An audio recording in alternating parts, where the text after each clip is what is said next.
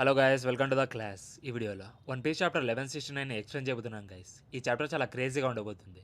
అయితే ముందు చాప్టర్లో ఈడ చనిపోవడం, హరాలు హోలీనెస్లో జాయిన్ అవ్వడం, అలాగే హరాలు చనిపోవడం చూసాం. బట్ హరాలని ఎలా కిల్ చేశారో, ఎవరు కిల్ చేశారో చూపించలేదు.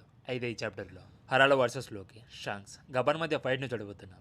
అలాగే గబాన్ షాంక్స్ మధ్య కాన్వర్జేషన్ కూడా చూడబోతున్నాం. ఇలా చాప్టర్ వచ్చి చాలా ఇంట్రెస్టింగ్గా ఉండబోతుంది. బట్ చాప్టర్ని ఎక్స్ప్లెయిన్ చేసే ముందు నా వీడియోని లాస్ట్ వరకు చూసి ఏం నచ్చిందో ఏం నచ్చలేదో చెప్తే ఇంకా బెటర్గా చెప్పడానికి ట్రై చేస్తా. ఈ వీడియో కనుక నచ్చితే లైక్ చేసి హై బటన్ని క్లిక్ చేయండి గైస్. దానివల్ల నా వీడియో అనేది చాలా ముందుకు వెళ్తుంది. ఇక లేట్ చేయకుండా వీడియోని స్టార్ట్ చేద్దాం. ఈ చాప్టర్ ఒక టైటిల్ ఏం వచ్చి I have to die now, అంటే హరాల్డ్ చావకపోతే ఎల్బో మొత్తం డేంజర్లో పడుతుంది. అలాగే ఆ కాంట్రాక్ట్ని ఎవరు కూడా రిమూవ్ చేయలేరు. అందుకే కూడా ఈ టైటిల్ని పెట్టాడు. ఇక ఫస్ట్ పేజ్లో చూసుకుంటే గబాన్ హౌస్లో గబాన్ అండ్ షాంక్స్ ఇద్దరు మాట్లాడుకుంటూ ఉంటారు. ఇక గబాన్ షాంక్స్తో రాజార్కు కొడుకు పుట్టాడంట.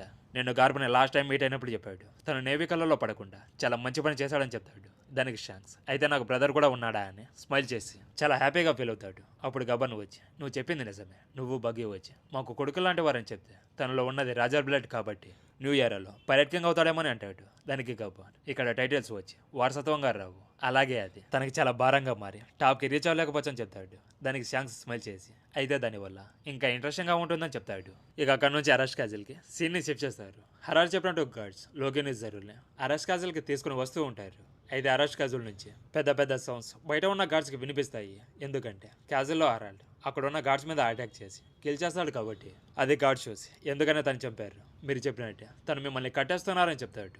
అప్పుడు హరాల్డ్ తను కిల్ చేసిన గార్డ్స్ వైపు చూస్తూ నేను నా సోల్జర్స్ని ఎందుకని చంపేస్తా, నా బాడీని నేను కంట్రోల్ చేయలేకపోతున్నా. ఇక్కడ నా బాడీ వచ్చి తనంతా అదే కదులుతుందని ఈమో ఇచ్చిన ఆర్డర్స్ గురించి ఆలోచిస్తూ తను ఆర్డర్స్ని ఇవ్వడం వల్లే నా దారిలో వచ్చిన అందరినీ చంపేసా. తను ఆర్డర్స్ని ఫాలో అవ్వకుండా ఉండడమో నిజంగానే ఇంపాసిబుల్. తను ఇచ్చిన కాంట్రాక్ట్ వచ్చి ఎప్పుడు ఇలానే ఉంటుందా? ఒకవేళ అదైతే నా వల్ల ఈ కంట్రీ చాలా సఫర్ అవ్వాల్సి వస్తుందని ఎలబలోని చిల్డ్రన్స్ కందిదాతలా కాకుండా మళ్ళీ కత్తులను పట్టుకొని వారియర్స్ అవుతారని చాలా ఎమోషనల్ అయిపోయి నేను 150 years వరల్డ్ గవర్నమెంట్ కింద పనిచేసి ఒక్కరో కూడా లాభం లేదని అనుకుంటాడు. చేతులు కలాక ఆకులు పట్టుకొని ఏం లాభం? అదే కదా రాక్స్ ముందు నుంచి తనకు చెప్తుంది నిన్ను ఎలబలోని జేమ్స్ని కుక్కలాగా పని చేయించుకోవాలని, ఇదంతా చేస్తున్నారని చాలా నీట్గా ఎక్స్ప్లెయిన్ చేస్తే నాకు అదేం వద్దు, నా కంట్రీ నేషన్ అయితే చాలని పోయి మంచుల చేతిలో పెడతాడు. ఇక చాప్టర్లోకి వస్తే నా బాడీని టేక్ ఓవర్ చేసుకోక ముందే నన్ను కిల్ చేయండి అని హరాల్డ్ గార్డ్స్కి ఆర్డర్ని ఇస్తాడు. అది గార్డ్స్ విని అసలు తను ఎందుకు ఇలా మాట్లాడుతున్నాడు షాక్ అయిపోతారు. నెక్స్ట్ హరాల్డ్ చెప్పినట్టే గార్డ్స్ అందరూ తన మీద అటాక్ చేస్తారు. అప్పుడే లోకే అండ్ ఇస్తారు క్యాజువల్ లోపలికి వచ్చి గార్డ్స్ని ఏం చేస్తున్నారని అడుగుతాడు.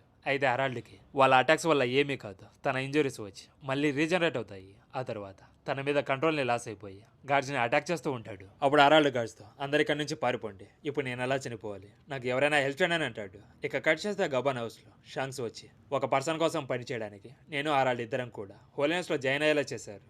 ఇది జస్ట్ సెలవు కాంట్రాక్ట్ మాత్రమే, కానీ మేము కోపంగా ఉన్నప్పుడు వాళ్ళ ఆర్డర్స్ని వ్యతిరేకించలేము. కానీ ఈ మార్క్తో మేము జస్ట్ మాట్లాడుకోవచ్చు. అంటే ఏంటంటే మేము ఎంత దూరంలో ఉన్నా ఈ మార్క్ని యూజ్ చేసి ఈజీగా మాట్లాడుకోవచ్చు అని చెప్తాడు. అయితే అదే పైనల్లో షాంక్స్ రెడ్ హెయిర్ పైరట్స్ అని హరాల్డ్ చెప్పడం చూపిస్తారు. ఇక ప్రజెంట్లో హరాల్డ్కి హోలీనెస్లో జాయిన్ అవ్వడం చాలా సంతోషాన్ని ఇవ్వచ్చు. ఎందుకంటే ఎల్బో వరల్డ్ గవర్నమెంట్కి నేషన్ అవుతుంది కాబట్టి ఒకవేళ తను అగ్రి చేస్తే తను డీప్ సీ కాంట్రాక్ట్ వేపించుకోవాలి. దానివల్ల పర్సన్కి స్ట్రెంత్ అనేది ఇంక్రీజ్ అవుతుంది. అలాగే ఇమోటల్ కూడా అవుతాడు.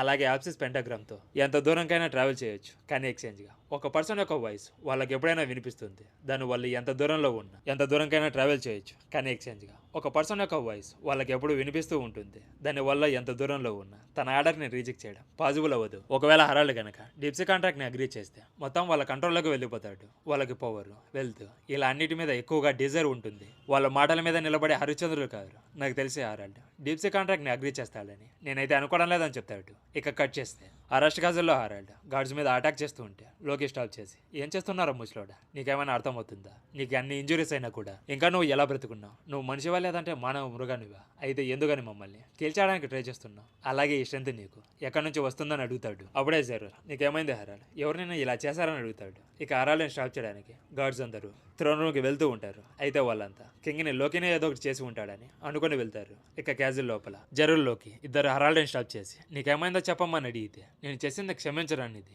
నా బాడీ ఇప్పుడు కంట్రోల్లో లేదు, నేను చెప్పేది జాగ్రత్తగా వినులోకి, నేను గార్డ్స్ని కిల్ చేయడా ఎల్బాలో ఉన్న జేమ్స్కి చెప్పు, నేను ఎల్బాని నేసించేయడానికి ఈ చేతులతో ఎన్నో దారుణాలు చేశాను, ఇవన్నీ ఎల్బాలో ఉన్న పీపుల్స్కి తెలియాలి. అలాగే వరల్డ్ గవర్నమెంట్ నన్ను మోసం చేసి ఇలాంటి గతిని పట్టించింది. అలాగే వరల్డ్ గవర్నమెంట్కి వారియర్స్గా మన జైన్స్ని బంధువులుగా ఇవ్వమన్నారని చెప్పు. వాళ్ళు మొదటి నుంచి మన మాటలకి రెస్పెక్ట్ ఇవ్వలేదు. జర్రు ఎల్బాలోని సీక్రెట్ ట్రెజర్ని తినడానికి లోకికి మాత్రమే అర్హత ఉంది. గాడ్ పవర్స్ ఉన్న నన్ను ఎవరు కూడా డిఫీట్ చేయలేరు. ఎల్బాని వరల్డ్ గవర్నమెంట్ రూల్ చేయాలని నా డ్రీమ్ కాదు. నేను ఎల్బా హిస్టరీలోనే వరెస్ట్ కింగ్ అని లోకితో ఇలా అంటాడు. నేను ఎలాంటి కింగును ఎల్బాకి తెలియాలి. అందుకే నన్ను కిల్ చేసి ఒక హీరో అయ్యి ఎల్బాకి కింగ్ అవ్వు. నన్ను ఎల్బాలోని ప్రజలు ఏమనుకున్నా పర్లేదు, కానీ నాకు మాత్రం ఎల్బా ఫ్యూచర్ని ప్రొటెక్ట్ చేయడం మాత్రమే కావాలి. వీటన్నింటినీ సరి చేయగలిగేది నువ్వు మాత్రమే లోకి. నాకు నీ మీద పూర్తిగా నమ్మకం ఉందని చెప్తాడు. ఆ తర్వాత కంట్రోల్ చేయడం స్టాప్ చేసి గార్డ్స్ని అటాక్ చేసి అందరినీ కిల్ చేస్తూ ఉంటాడు.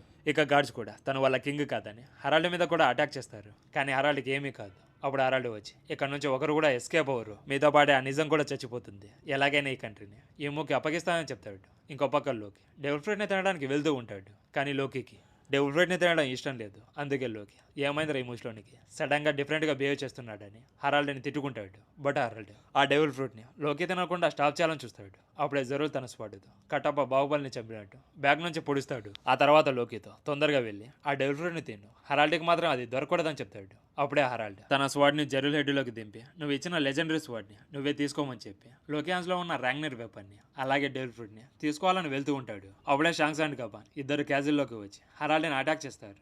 అలాగే జరూల్ని అలా చూసి ఏమైందని అడిగితే నా గురించి వరి అవ్వద్దు, ఫస్ట్ హరాల్డ్ని స్టాప్ చేయండి, తను లోకి దగ్గరికి వెళ్లకుండా చూసుకోండి అని చెప్తాడు. అప్పుడు గబన్ వచ్చి ఇప్పుడు మనం పెద్ద ట్రబుల్లో పడిపోయామని చెప్తాడు.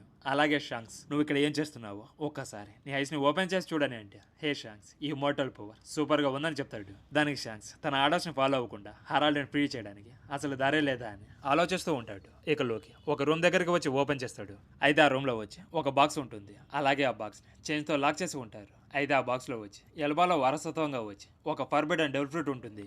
ఇక లోకి రూమ్లోకి ఎంటర్ అవ్వగానే ఒక థోర్ లాంటి హ్యామర్ వచ్చి లోకి మీద అటాక్ చేస్తుంది. బట్ లోకి ఆ అటాక్ నుంచి ఎస్కేప్ అయిపోతాడు. అయితే అది ఎవరిదైనా వెపనా లేదా ఆ డెవిల్ ఫ్రూట్ని కాపలా కోసం పెట్టారో మనకు తెలియదు. ఇక నెక్స్ట్ చాప్టర్లో లోకి ఆ డెవిల్ ఫ్రూట్ని తింటాడు. అలాగే షాంక్స్ అండ్ గబన్ వచ్చి హరాల్డ్ని డిఫీట్ చేస్తారా లేదా, లేకపోతే సమ్నర్ అలాగే కొంతమంది సెలెస్టియల్ డ్రాగన్స్ హరాల్డ్కి సపోర్ట్ చేయడానికి రావచ్చు. ఎందుకంటే సమ్నర్ అండ్ గబన్ మీట్ అయినప్పుడు ఇద్దరు ఒకరినొకరు గుర్తుపెట్టారు. మీకు గుర్తుకు ఉందా? అలాగే గబన్ లూఫీకి వాళ్ళు ఇమోర్టల్ కాదు, వాళ్ళని కూడా డిఫీట్ చేయొచ్చు అని చెప్పడం కూడా చూసాం. అంటే గబన్ అండ్ సమ్మనర్ ఇద్దరు ఫైట్ చేసుకున్నారని అర్థమవుతుంది. అయితే ఇది సో నెక్స్ట్ చాప్టర్ అయితే మామూలుగా ఉండదు. సో ఈ వీడియోని ఎవరైతే లాస్ట్ వరకు చూసారో వాళ్ళకి థ్యాంక్ యూ గైస్. నెక్స్ట్ వీడియోతో మళ్ళీ కలుద్దాం. అంతవరకు సెలవు తీసుకుంటూ మీ అనిమే రివ్యూస్ తెలుగు.